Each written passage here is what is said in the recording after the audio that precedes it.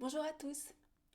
Aujourd'hui, j'avais envie de vous parler d'un sujet qui me tient à cœur parce qu'en fait, il m'a touchée personnellement et qu'il m'a fallu beaucoup de temps pour comprendre de quoi il s'agissait. Et je me dis qu'en partageant mon expérience avec vous, peut-être que vous prendrez un petit peu moins de temps que moi pour avancer dans un sens qui soit bon pour votre bien-être. Aujourd'hui, j'aimerais vous parler du bon usage de l'empathie, ou on peut appeler ça aussi le respect des responsabilités de chacun. Ça veut dire aussi de rendre sa responsabilité à l'autre et de ce que le psychologue Adler appelle le partage des tâches. Bien souvent, les victimes de violences, surtout d'emprise ou de violences psychologiques sur le long terme, sont des gens empathiques. On a tendance à ressentir le mal-être des autres et quand on est empathique, on a envie que l'autre se sente bien. On a envie de faire en sorte de lui soulager ses angoisses et ses peurs et ses peines. Et du coup, on va peut-être avoir tendance à s'oublier un petit peu, à se mettre de côté ou, disons, à devenir codépendant. La codépendance, c'est d'adapter son propre comportement aux blessures de l'autre, à ses souffrances, à ses propres dépendances à lui. Les personnes empathiques ont donc tendance à s'adapter, à faire des efforts pour soulager la vie des autres autour d'eux, que ce soit leurs conjoints, leurs amis ou leurs collègues de travail. Et cette façon d'essayer de se plier en quatre pour que les autres soient bien va vraiment nous porter préjudice et nous empêcher de créer une vie qui soit juste pour soi. Par exemple, si votre conjoint a des problèmes d'organisation, il risque d'avoir du retard pour faire des choses qui soient d'ordre privé ou d'ordre professionnel et il peut vous demander votre aide. Par exemple, il n'a pas eu le temps d'aller acheter ci ou ça ou de faire sa partie du ménage ou autre et vous allez le faire à sa place, t'inquiète pas, je m'en occupe. Ou par exemple, si vous avez une collègue de travail qui est débordée, qui a beaucoup à faire, vous aurez peut-être tendance à faire des choses à sa place, ou si elle travaille dans un autre bureau, par exemple, à aller vous la voir pour qu'elle n'ait pas à perdre du temps dans les transports. Et de cette manière, quand on est empathique, on prend en compte le bien-être des autres et on essaie de les soulager. On va être particulièrement réceptif à des gens qui vont par exemple se plaindre qu'ils sont débordés, qu'ils n'arrivent pas à tout faire avec leur vie de famille, et puis leur conjoint qui ne les aide pas, et puis notre conjoint à nous qui se plaint parce qu'il a trop à faire, et puis il n'y arrive pas, il est débordé, et puis en même temps il est épuisé. Alors on va être touché par leur mal-être et on va essayer de les aider, ou du moins de leur soulager leurs problèmes. Et je me suis retrouvée comme ça, en ce qui me concerne, à faire beaucoup de tâches du cahier des charges de mon ex-mari avec qui je travaillais, ou par exemple à faire beaucoup de kilomètres pour aller voir une collègue qui, elle, était débordée. Et finalement, c'est tout le temps moi qui suis sur la route. Et ça, ce n'est pas juste. Ça crée un débalancement. Et finalement, on n'est pas respecté. Le philosophe Adler explique ça sous la forme du partage des tâches. Il dit chacun a ses tâches et il ne faut pas déborder sur les tâches de l'autre. Et quand il parle de tâches, il ne parle pas que de choses à faire, mais il parle aussi d'émotions à gérer. Je m'explique. Si par exemple votre collègue de travail vient de se marier, il a un bébé et qu'il a peut-être un petit peu de soucis d'argent ou qu'il est un petit peu juste au niveau de l'argent, ce n'est pas pour autant à vous de lui épargner des frais en faisant des trajets, par exemple en le prenant dans votre voiture, ou de lui épargner du temps en faisant des choses à sa place ou pour lui. Sa manière de gérer sa vie privée ne doit pas impacter la vôtre. Et quelque part, si il en est là dans sa vie privée et qu'il a ça à gérer, c'est son problème, ça ne doit pas être le vôtre. Le respect, c'est de respecter aussi votre droit de ne pas être impacté par ses choix personnels. Mais c'est aussi valable dans un couple. Si par exemple, et c'est un exemple que j'ai vécu, c'est pour ça que je vous le raconte comme ça, si par exemple votre conjoint se réveille à midi et n'est pas prêt à 1 heure pour partir à son rendez-vous, c'est pas à vous de chercher ses clés, de chercher les affaires qu'il doit prendre avec lui parce qu'il ne les trouve pas en partant en retard. Ça, c'est de la codépendance. Le fait d'être empathique ne doit pas nous empêcher de rendre à l'autre sa responsabilité. Je vous donne un autre exemple. Si ma copine Sarah vient de divorcer et qu'elle a 2 enfants qu'elle doit amener à la danse et que ma fille fait le même cours de danse que la fille de Sarah, ce n'est pas à moi de faire tous les trajets sous prétexte qu'elle a divorcé et qu'elle a plus le temps de faire les courses et qu'elle a plus le temps pour elle et qu'elle est complètement débordée. Je peux rendre service, mais ça ne doit pas m'impacter personnellement. C'est-à-dire que je ne dois pas en faire plus que ce que j'aurais fait pour moi-même ou pour ma fille. Et si je rends service, il faut qu'il y ait une contrepartie. Il faut que dans l'autre sens, elle me rende aussi service pour quelque chose. Ce n'est pas que dans un sens les services rendus. Ça veut dire que je peux par exemple prendre sa fille à la danse, mais en contrepartie, je lui demanderai de me rendre service le vendredi quand je ne peux pas aller chercher ma fille à l'école, c'est elle qui la ramène. Ou quelque chose comme ça.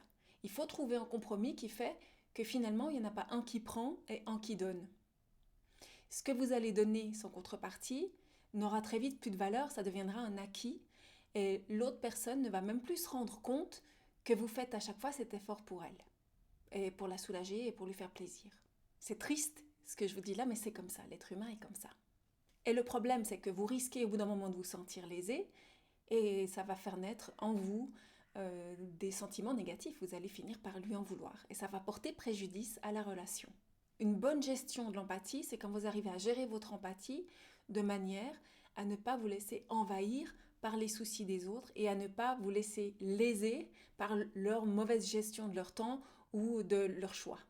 Et vous pouvez assez vite vous rendre compte quand les choses sont hors limite parce que ça va vous créer des tensions intérieures. Vous allez commencer à trouver qu'il y a de l'injustice ou que vous n'êtes pas reconnu ou que vous n'êtes pas respecté. Et ce sentiment que vous ne soyez pas respecté ou que la relation n'est pas équilibrée est une alerte pour vous dire que quelque chose ne va pas et que vous devez rétablir un équilibre correct qui soit adéquat pour vous aussi. Alors comment on va faire pour rétablir cet équilibre ? Je vous invite à pas forcément revenir sur les événements passés parce que quand on va expliquer à l'autre, oui mais tu as fait ça, tu te rends compte, là tu as abusé de ma gentillesse, j'avais pas envie de le faire, je l'ai fait pour te rendre service et tu t'es pas rendu compte. Tout ça c'est des discussions stériles qui vont blesser. Il y a des mots qui risquent de sortir, qui risquent de blesser à long terme. Je vous invite à axer votre énergie sur les solutions. C'est-à-dire à expliquer à la personne que jusqu'à présent vous avez eu un mode de fonctionnement qui ne vous convenait pas et que vous allez mettre de nouvelles règles.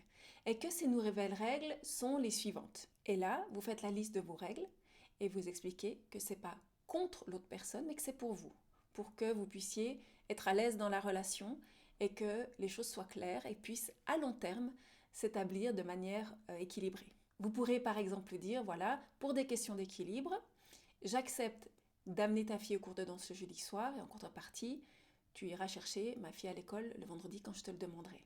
Et les choses sont négociées. Vous devez apprendre à négocier pour vous-même.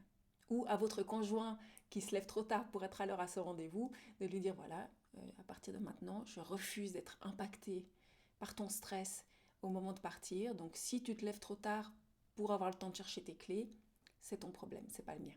Et par exemple, je veux bien t'aider à chercher tes clés, mais pas dans le stress, à la dernière seconde. Et ça peut être pareil pour un collègue de travail qui ne rend pas son travail dans les délais. Par exemple, de lui dire que vous n'êtes plus d'accord de faire les choses à la dernière seconde, que pour vous, un délai doit être respecté et que s'il ne respecte pas les délais, c'est lui qui devra prendre à sa charge le travail supplémentaire que cela pourrait engendrer. Par exemple, nous décidons ensemble de terminer ce dossier le 10 février. Si tu n'as pas terminé ta part le 10 février, j'aurai terminé la mienne. Donc s'il y a des changements à faire dans ma part ensuite, c'est toi qui les feras.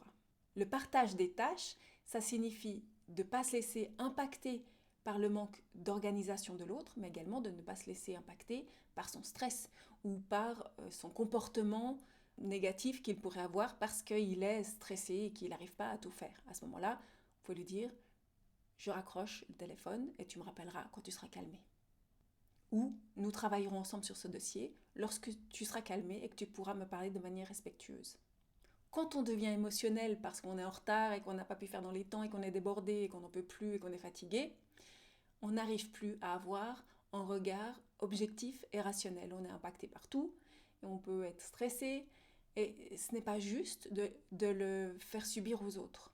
Donc ce qui est juste à ce moment-là, c'est de mettre des barrières claires et de dire je n'accepte pas que tu me parles sur ce ton ou avec ces mots, donc je vais raccrocher et tu me rappelles après. Ou je vais sortir du bureau et on recommencera cette discussion plus tard lorsque tu seras calmé.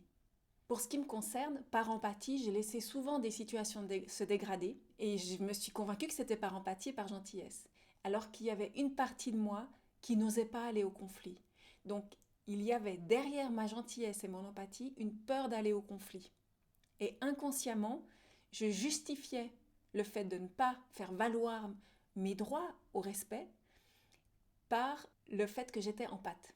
Alors je vous invite à bien ouvrir les yeux sur les raisons qui font que vous laissez des situations dégénérer à votre désavantage. Est-ce que vous le faites vraiment par empathie ou est-ce que vous le faites parce que vous avez peur du conflit? Moi, j'avais peur du conflit. Alors, je vais l'expliquer avec d'autres mots. En fait, j'avais tellement peur du conflit que j'allais dans le sens de l'autre pour lui faire plaisir, à me laisser en fait envahir dans mon espace par l'autre, qui me demandait des choses qui n'étaient pas acceptables finalement, que j'acceptais, parce que je n'osais pas aller au conflit. Et je camouflais tout ça derrière de l'empathie, parce que je ressentais son mal-être. Mais c'est une façon que mon mental avait de justifier le fait que je ne mettais pas de barrières justes. Parce qu'au final, ce n'était pas mon empathie qui m'empêchait de mettre des barrières justes, c'était ma peur d'aller au conflit. L'empathie et la bienveillance qu'on a pour les autres ne doit pas être un prétexte pour ne pas se respecter soi-même et mettre des limites qui soient justes pour soi. Sinon, c'est pas de l'empathie. C'est qu'il y a autre chose derrière qu'on ne veut pas voir. En étant honnête avec moi-même, je peux aujourd'hui voir que ce qui m'a empêché de mettre des limites claires, c'était pas mon empathie, c'était ma peur du conflit, de ne pas être aimé ou d'être rejeté ou de perdre quelque chose. Donc si vous avez vous aussi de la peine à mettre des limites, je vous invite à vous poser la vraie question, humblement. Qu'est-ce qui m'empêche de mettre des limites? Qu'est-ce que j'ai peur de perdre dans le fond? Est-ce que vraiment je le fais par bonté d'âme? Est-ce que vraiment je le fais pour l'autre? Et pourquoi je ne me protège pas moi-même? Qu'est-ce qui m'empêche de me protéger dans ce cas-là? Voilà, je vous laisse avec cette question. Parce que finalement, c'est aussi une question de responsabilité. Quelle est ma responsabilité? Si je ne mets pas de limite et que les choses dégénèrent, je suis responsable aussi que les choses dégénèrent. C'est pas que l'autre personne qui abuse, c'est aussi moi qui ne mets pas de limite. On est toujours deux dans une relation. Et si moi, je me rends compte de ma responsabilité dans la relation et que je commence à poser des limites claires, l'autre ne pourra plus abuser. Et nous verrons dans une autre vidéo comment poser des limites de manière claire sans blesser autrui. Merci pour votre attention.